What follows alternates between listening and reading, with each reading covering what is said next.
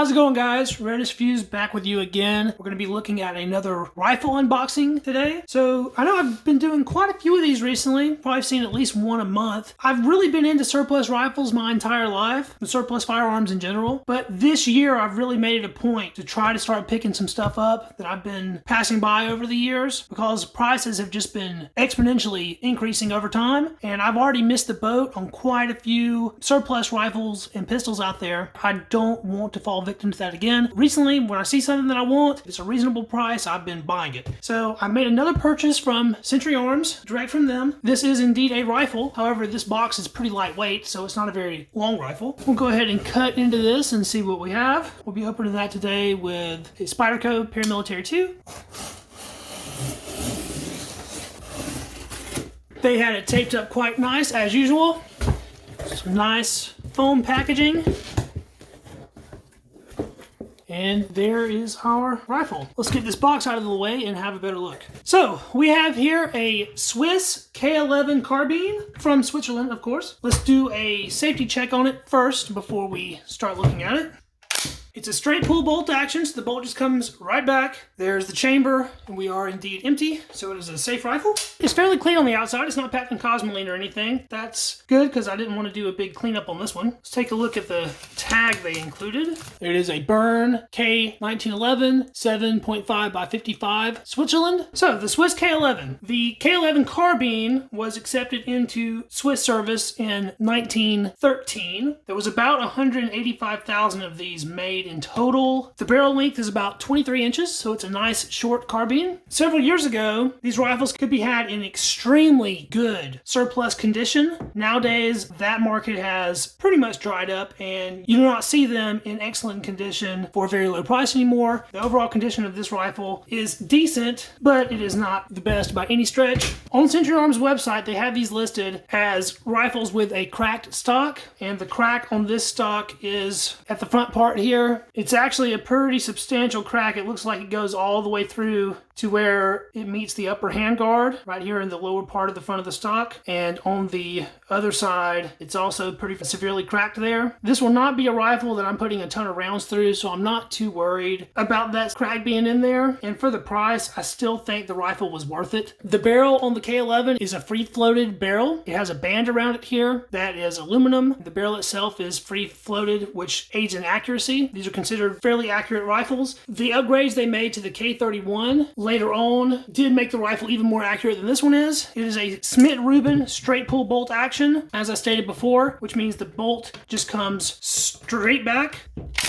So we just pull the bolt to the rear. There's a little tab here. We depress that, and the bolt itself comes right out. Here is the bolt to the rifle. The locking lugs for this bolt are right in the middle. On the original Smith-Rubin rifles, the locking lugs were further back. As their rifle designs progressed, they moved them more and more forward. On the K11, they're right in the middle, and on the later K31, they actually removed a lot of this top part of the bolt. They have a shorter bolt overall, and the locking lugs are right next to the barrel, which aided in accuracy. Each iteration of the bolt, moving the locking lugs up, made the rifle more and more accurate. It has really nice little Swiss crosses all over it. K31s will have a really nice Swiss cross on the receiver. K11s do not. The bolt and the receiver are matching serial numbers. The magazine, which we'll go ahead and take a look at that, is removable. That's pretty advanced for the age that these were made in. It's a removable 6-round box magazine. Also has a matching serial number, so that's good. The stock has a nice Swiss cross cartouche on it there. That's pretty cool to see. And we can see the stock itself shows some wear. There's our import marks. They tried painting over them with maybe a blue pen or something. I don't know exactly what that is. There's a black paint over it. It was imported by Century Arms International. Sometimes you'll see the import marks on the side of the receiver here. I actually like these on the upper part of the receiver a little better. It's quite a bit smaller than the other markings are. The rifle does need a good clean. There's a fair amount of dust and stuff settled on it. And on the left side of the stock here, it has some kind of white paint, it looks like. There's our sling swivel. It has a metal butt plate. We have our rear sight, which some of the finishes wore off on. It's graduated to 1,500 meters. And you just depress this and you can walk it up in its increments of 100 meter increments. We have our front barrel band here. Also matching serial number on that. And then we took a short look at this earlier, but we'll take another look at it now. And that is the muzzle end. We have the front sight with these protective front sight wings, a bayonet lug, and a stacking rod. The front sight has a serial number on it as well, and it is also a matching serial number. So it looks like all the numbers on this rifle are matching. We'll take a look at the bore now. I'll be inserting that picture so you can see what the bore looks like. I do not have a bayonet for this rifle. They would have been issued originally with a muzzle cover. It did not come with a muzzle cover, although you can get replacements for those fairly inexpensively, and I may do that. They would also originally have a sling. This rifle does not have that. The K11s are sort of bottom of the barrel at the moment. If you're getting a new import K11, they're the bottom of the barrel ones left over. All the good rifles have been picked over at this point, and unfortunately I did miss the boat on that. However, I still wanted a Swiss rifle for my collection, and when I saw these on Century Arms, I decided to go ahead and take a gamble and order one. I'm really looking forward to getting this one out to the range because they are considered high quality, accurate rifles, and I really want to see what kind of accuracy I can get out of it after a good clean down, because it definitely needs a cleaning. They're chambered for the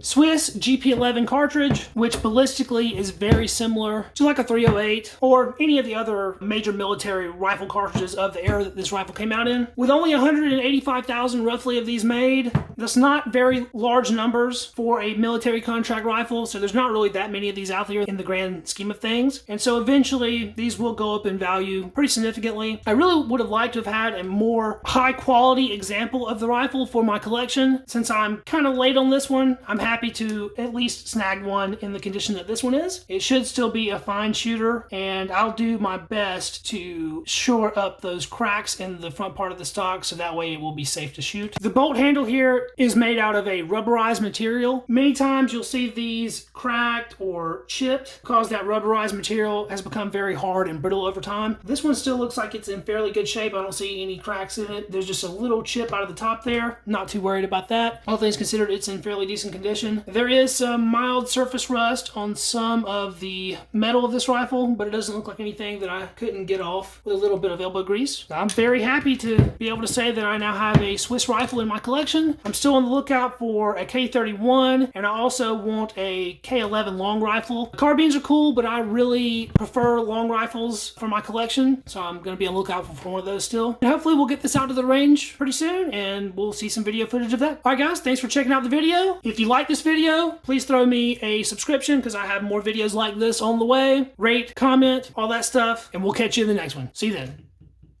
Peace.